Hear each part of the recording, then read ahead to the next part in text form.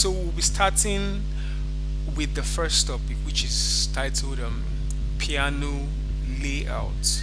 And basically, what this the lesson outcome basically is to teach you about the piano, teach you about the piano, the black key arrangement, the octaves, number of keys.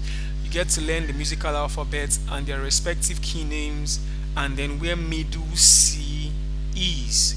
So this is the learning outcome. I hope that at the end of this lesson, which might be one or two videos, you'll be able to understand these basic things about the piano. And the piano is such an easy instrument to learn, so stick around. So let's jump right into it. First is the black keys arrangement. So like you can see on my slide here, I have the the diagram of a keyboard, a piano, and this right here are the black keys. If you can see my hands, these are the black keys, these are the black keys, and these are the white keys. And the very first thing you'll notice on the piano is the arrangement of the black keys. Which are these? The black keys are arranged in twos and threes, twos and threes, twos and threes. And so the piano is just a repetition of a group of two and three. I hope you can see my hands. A repetition of the group of twos and threes. If you can see the slide, these are the group of two black keys, these are the group of three black keys, and this just repeats across the piano board. So having noticed that, we would go into discussing what octaves are. So I would simplify the definition of an octave. It is simply this chunk. That's from a key to the very next key. So this chunk can be described as an octave. And this piano, as you can see, this keyboard, as you can see, has about 1, 2, 3, 4, 5, 6, 7 octaves. So this can be said to be a 7 octaves piano. And the standard piano, this is the length of a standard piano. They are usually 7 octaves. And the number of keys on this piano are 88 keys. Now you may see keyboards that are shorter than this. This doesn't mean that they are less of a keyboard than a standard piano is. It just means that it's for a different purpose. It might be for children, or it might be used as a MIDI controller. But some keyboards have just 3 octaves, which are repetitions of this chunk, group of 2 and 3 black keys. Just these beats can be a piano, can be a keyboard. So basically what we've learned is the arrangement of the black keys. They're arranged in 2s and 3s. And then we've also learned what an octave is, which is, simply put, a chunk of 2 and 3 black keys. So if you can see my slide, this can be an octave. A musical term used to define an octave is from a note to the next note with the same letter name. This note and this note are identical. They are both key C's. Later in the lecture, I'll be teaching you the names of the piano keys, so you don't have to worry. But to simplify it visually, it's better to visualize an octave as this. This is an octave. This is an octave. This is an octave. So simply what I'm aiming at is to help you to simplify the piano layout. Instead of seeing a bunch of notes, now what you will see is an arrangement of notes, and the black keys help us to see these arrangements.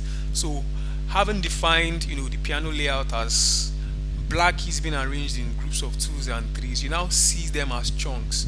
So a piano is just a repetition of these chunks. As we're going up the piano, we are increasing the pitch of the notes. As we're going down the piano, we are reducing the pitch of the notes such that this note is deeper than this. A repetition of chunks. This C is the same as this. but higher in pitch. I hope you understand. So moving on, we'll now be going into the names of the white keys like I promised. So as we can see on my slide, this is key C. This is key C. This is another key C.